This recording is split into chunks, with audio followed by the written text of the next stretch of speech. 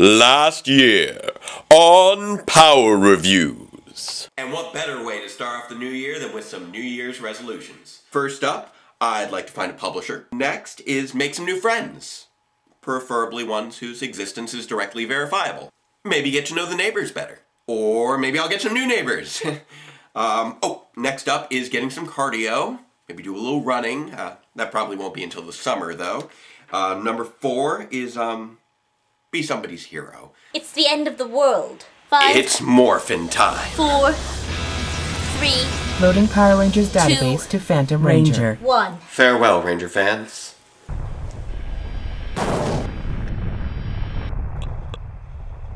And let the power protect you. And now, Database Rangers Power Review. Greetings, Ranger fans, and welcome to Power Reviews. And welcome to year 2. We've got a lot of big plans in store for this year, not the least of which being the premiere of the much-anticipated 21st season, Power Rangers Super Megaforce. But first, I would like to introduce to you our brand new scientific and technical consultant. Why don't you introduce yourself, Doctor? Yes, salutations. My name is Dr. Database, and it will be my endeavor to improve the analytical accuracy of these reviews. Well, Dr. Database, I look forward to working with you. Please don't make eye contact with me. Alright then, moving on. The good doctor and I will be celebrating the new year with a good old-fashioned kickoff party. Figured it would be a good way to get to know the neighbors better. Actually, I was kind of hoping they'd be here by now, but don't worry, I'm sure they'll be here any minute. Any minute now. Just gonna ring that doorbell and... You know what? Maybe we should just get the ball rolling. I'm sure that Dr. Database and I can handle things until the others show up. I don't really have much choice, do I? Nope. Fine. I can't believe I spent over a decade trapped in a secret underground bunker for this. I hope you're satisfied. Right then, so I was thinking, what better way to start off the new year than by going back to where it all began? And what better way to kick off year 2 than with the very first 2-parter of the franchise? And no, I'm not talking about the 5-part epic of Green with Evil. I'm talking about episodes 28 and 29 of Mighty Morphin Power Rangers, Island of Illusion, Part 1 and 2. Ah yes, a glowing red dot of doom. Perfect.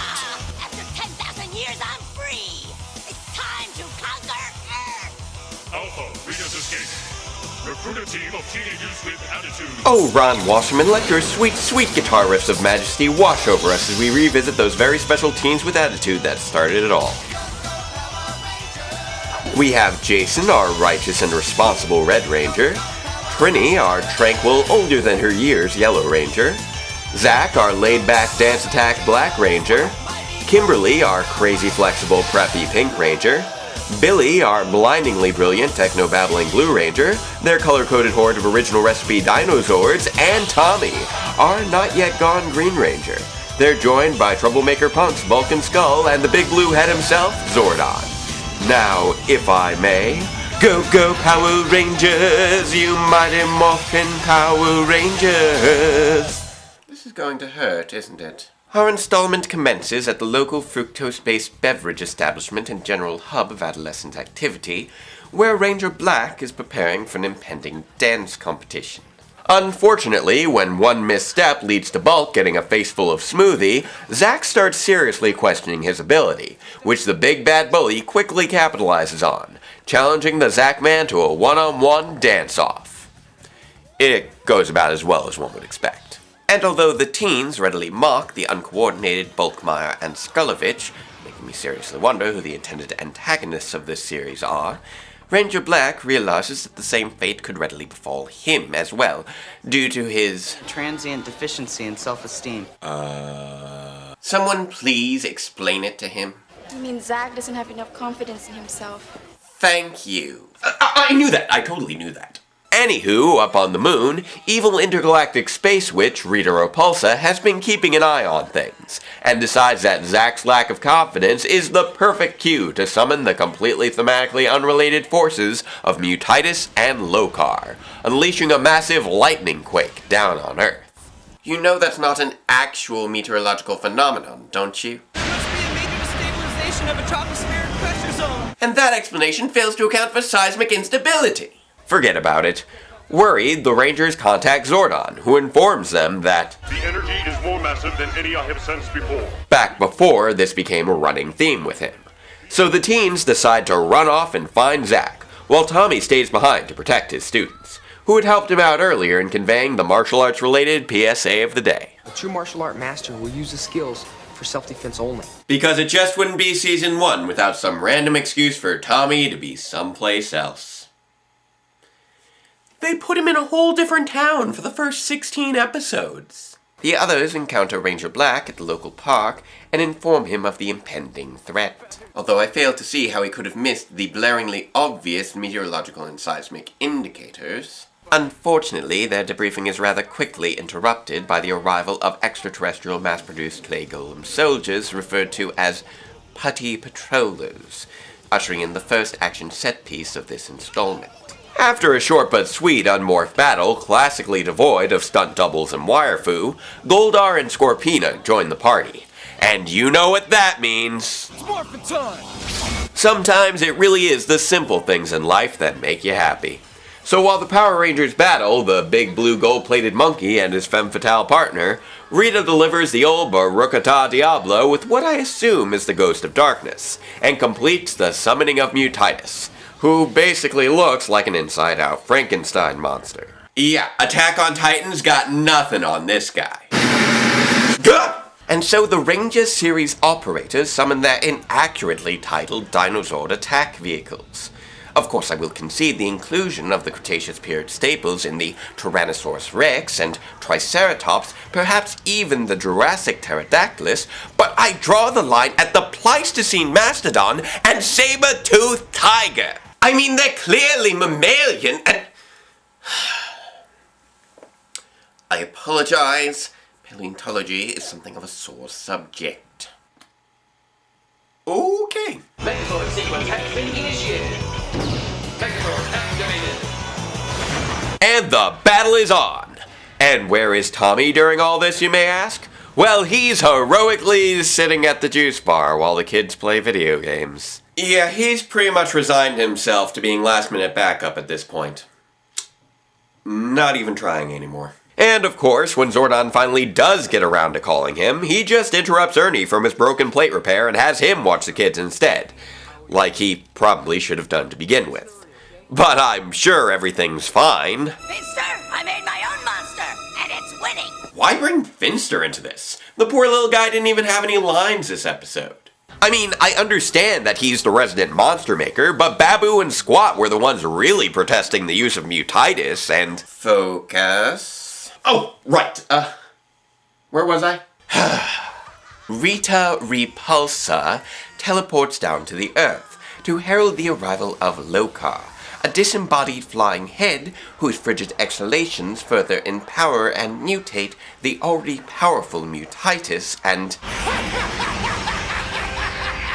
Oh, great. Now Finster's getting shown up by his own voice actor. Sorry. As I was saying, this leads to the intervention of Ranger Green, who immediately summons his Dragon Zord via the use of instrumental accompaniment. However, they still prove no match for their monstrous foe, and soon find themselves covered in some form of shaving lather. Oh no, it's toxic foam! Of course it is. And with that, the Zords are down for the count, and Lokar drops the Rangers down to a mysterious floating island, where not even Zordon and Alpha can reach them. Only one thing can save them now, their confidence in themselves. Funny, one would think that reinforcements or some sort of escape plan would be far more useful in escaping a trans-dimensional prison. So the Rangers land in the Chicka Chicka Boom Boom tree and discover that they've lost both their morphers and their communicators to the trans-dimensional TSA.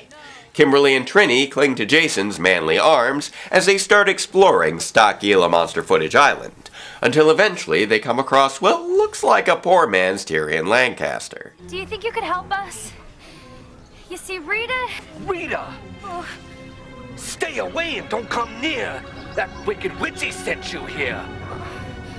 A friend of hers is a friend to me. You can't fool Quagmire. No siree!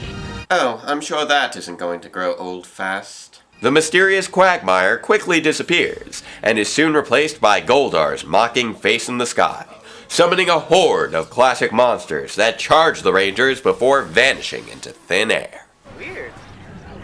They disappeared. Now don't you start. Nothing is real except the danger. Welcome to the island of illusion. Oh man, this is too weird. I don't think I can handle this. Game over, man. It's game over. Succumbing to panic, Ranger Black is suddenly faced with a specimen of the Pythonidae family, and fails to be reassured by his allies' failure to observe this reptilian apparition. I hate snakes! I hate snakes! I hate snakes, Chuck. I hate them. So while Zack continues to shake and quake at the fake snake, sorry, we quickly learn the true nature behind the island. Freedom makes you doubt and fear. Soon you're going to disappear. And so, his teammates are left with no choice but to watch him slowly fade away, knowing that the same fate will soon befall them as well. And that's the end of our episode. So, that must be our guests.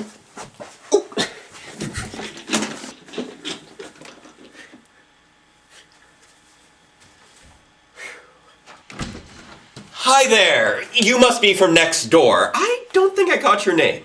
Database Ranger. Database Ranger. Yes. Well, come on in, Database Ranger. I'm Database Ranger. Welcome to the party. Hey, hi. You're from down the hall, right? Yeah. So, do you guys have Wi-Fi here? Yeah? Cool. Wait! Huh? I never actually got your name. Oh, sorry about that. It's... Hi! I'm Database Ranger. I'm Database Ranger. We're the Database Rangers. Oh, right, from across the hall. Come on in. Thanks.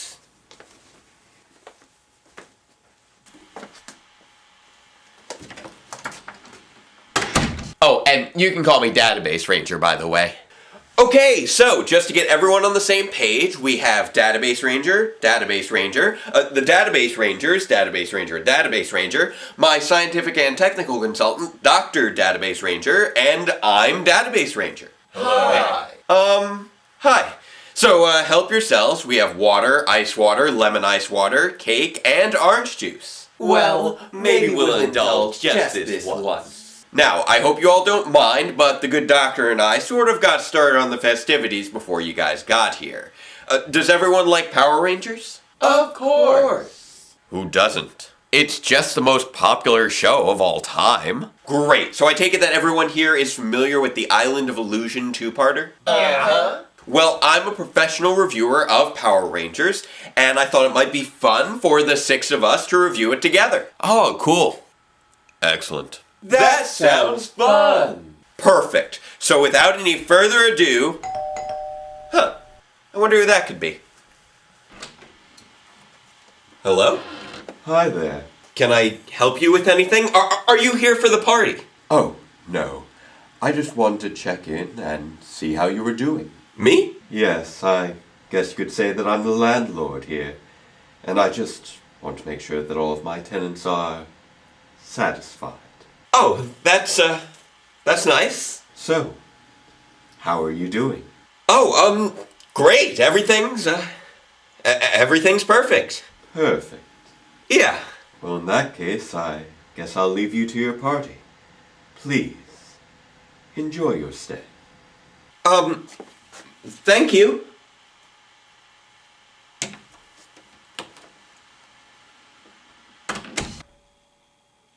Database. Yes? Your guests are waiting. Oh, right. So, guys, if no one has any objections, since the good doctor and I have already tackled part 1, let's pick things back up with episode 29 of Mighty Morphin Power Rangers. Island of Illusion, Part 2. So, to bring everyone up to speed, Zack's disappearing, Rita is gloating, and Goldar is suggesting they start Phase 2. What's Phase 2? I'm pretty sure it's the same as Phase 1. Which is? Fight Rita if you can. Only Quagmire knows her plan. Ooh, we like him. Except what he said totally isn't true, because Billy just stated, Your loss of confidence is causing your body to dematerialize. and he himself just said, Rita makes you doubt and fear. Soon you're going to disappear. so I have no idea what he's talking about here. Maybe we should just move on. Good idea. Finally deciding to pay attention to all the exposition, the Rangers try to summon up... What was his name? Quincy. Quasimodo? Quagmire! Speak my name and I appear. Now why did you call Quagmire here? They ask the miniature musician for help, and once it dawns on him that the people that Rita's attacking probably aren't her friends, Not really sure why they thought they were to begin with. Quagmire is happy to lend a hand. To keep from getting caught, think a positive thought. Think happy thoughts. There's no fairy dust involved in this, is there? Is this guy for real? But sure enough, it works, as Zack thinks back to the Happy Birthday Zack nasty night attack. Again, totally unintentional there. The Rangers rejoice over Zack's return, but quickly realize they aren't out of the woods yet. Meanwhile, Zordon and Alpha are working hard to get through Rita's deflection of their communications. Unfortunately, the little robotic neurotic ends up blowing the quasitronic fuse, so it looks like this might take a while. And with Quagmire bamfing off again, the teens are back to being on their own. My calculations would suggest a 98% probability that our coins are in this direction. Funny, my calculations would suggest that 98% of your calculations are complete statistical fabrications. But before they can get a move on, another illusion appears to haunt Kimberly. The unsettling vision of a poetically angelic bulk and skull lovingly helping a lost turtle. Skull and Bulk being nice? We don't understand. What's so scary? Well, I'll let her explain. If Rita can make them act like that, she can make anything happen. Yeah, I know. Next thing they'll be saving the Rangers' lives. Twice. And don't forget about them helping stave off a full-scale invasion. Character development is weird sometimes. A toad might fright you to the marrow, but stay your course, straight as an arrow. Not the toad creature. That was way too gross. Would you rather deal with the other green-skinned monster you had to slay with an arrow? I am the danger. I am the one who knocks. Fortunately, the Terror Toad clip from Power Rangers Plunks is enough to bring Kimberly back. But Tommy's next up on the imaginary chopping block, as he comes face to face with his worst fear. Buddies. Really? Surprisingly, this is probably the most effective illusion yet, since it not only turns the Green Ranger against his friends, but also prevents them from being able to snap him out of it. Dude, don't let Rita steer you wrong. Think strong thoughts, you'll be strong. That little tree putty is absolutely right. So Tommy remembers how easily he's defeated putties in the past during Life's a Masquerade, and that apparently does the trick. Well, at least he was able to stop himself before kicking any of his friends in the face. I've heard that's really annoying. Next up is Trini, who starts to get freaked out over the thought of being freaked out next. The only thing we have to fear is fear itself. Are you kidding me? Well, on the plus side, at least Rita is switching up her tactics, actually capitalizing on an unprompted moment of doubt and turning memories of the past against the Yellow Ranger. In this case, the time when Billy got too high. Dude! Now, my child, do your best to pass this part of Rita's test. And sure enough, she remembers the other half of the clip from High Five and comes back, just in time for Billy to start fading away from his realization that all his scientific prowess is no match for Rita's magic. I sense a fight in a land of dreams, where Billy fought a nightmare queen. So Billy recalls his battle with Madame Woe in, well, Peace, Love, and Woe, and before you can say they should all know this routine by now, the team is back together and ready to go find their power coins. But there's still one Ranger left to hit. and Goldar gets things started by introducing that first little seed of doubt into Jason's mind. If you were a real leader, Jason, you'd have saved your friends already. Perfect. Just what we need. A martyr complex. Aren't they the ones who are supposed to speak in unison? Anywho, Jason is tortured by the vision of his friends fading away into nothingness, until Quagmire's voice once again inspires him to look deep within himself and recall a pressing engagement he once had with King Sphinx. And with that, Rita's final spell is broken, and the Rangers are rewarded with the return of their communicators and their power coins, rendering all of Alpha's antics in the command center completely useless. Well, that was easy. Wait, I thought you two were the non-sarcastic ones.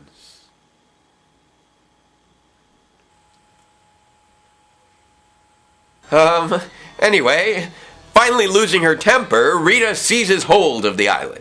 But before she has a chance to blast it to smithereens, the Rangers pull off their first ever full morph as a 6-man band and teleport back to their re-energized Dinozords. And with Tommy joining them in the cockpit for this one time only, they are finally able to join together all their Zords for the first ever Mega Dragon Zord formation, defeating Mutitus before summoning Titanus to help drive away Lokar with the first ever Ultra Zord formation. First, time for everything. Yeah. So, with the day saved, it's time to check in with the dance competition, where Bulk and Skull have managed an impressive cumulative score of -2. I didn't even know they had negative scorecards. And of course, Zack completely rocks the competition, thanks to his hard-earned lesson in self-confidence, the help of an oddly familiar little DJ, Who else but Quagmire? And, of course, the lack of any other qualified competitors. And that's the end of our episode. the end of our episode. So, what did I think of it? Well, it's definitely a classic, but that doesn't mean it's perfect by any means. The whole premise surrounding Zack's confidence issues is pretty flimsy, and the pattern of every illusion being broken in the exact same way does get a bit redundant. And don't get me started on the whole new ally mistakes the Rangers for enemies due to some ridiculous misunderstanding, even though they're clearly innocent, only for the conflict to be resolved just as easily thing. Although this was long before a friend in need really wore out this trope's welcome. Come to think of it, there are a lot of firsts in this episode. First two-parter, first 6-person morph sequence, first use of past monsters, albeit only briefly, first appearance of Lokar, technically not the first appearance of the Ultrazord, since it was used in the previous episode, Wheel of Misfortune, even though the Mega Dragon Zord didn't appear until this one, and Netflix places Wheel of Misfortune after this one, and Season 1 chronology is kind of weird, so make of that what you will.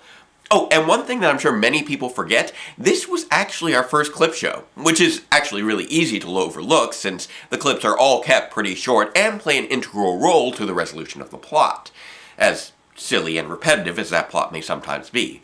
But there are two spots where this episode really shined. Yes? Well, the first was Quagmire. You really want to know the story behind this character and how he came to be trapped here. And the performance especially brought a lot of charm and compassion to what could otherwise have been an annoyingly rhyme-heavy Deus Ex Machina. Plus, he gave the Island of Illusion itself a little added sense of magic and mystery, which it really needed.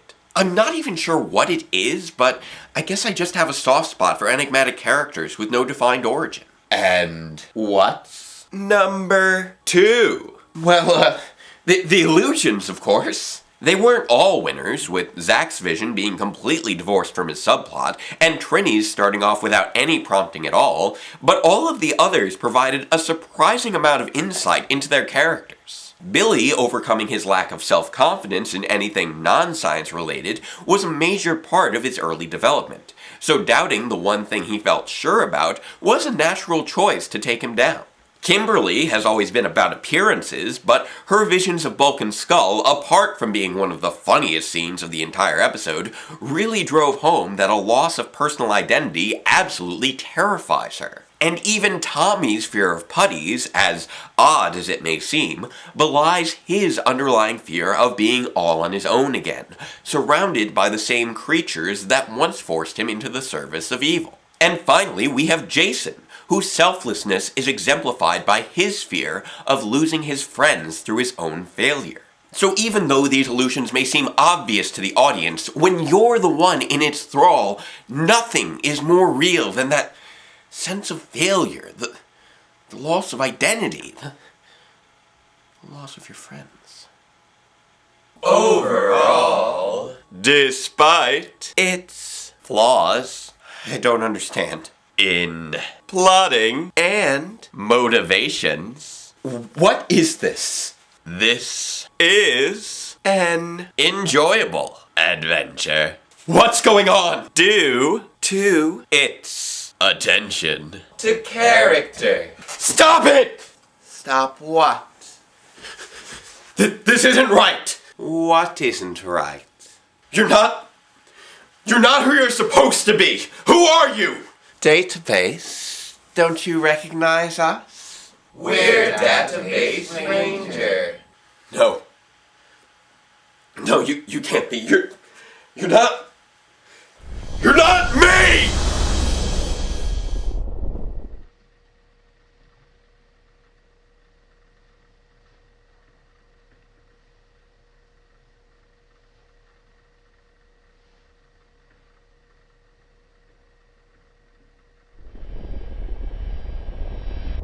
How disappointing. You! Well, maybe next year. Until then, farewell, Ranger fans! And let the power protect you.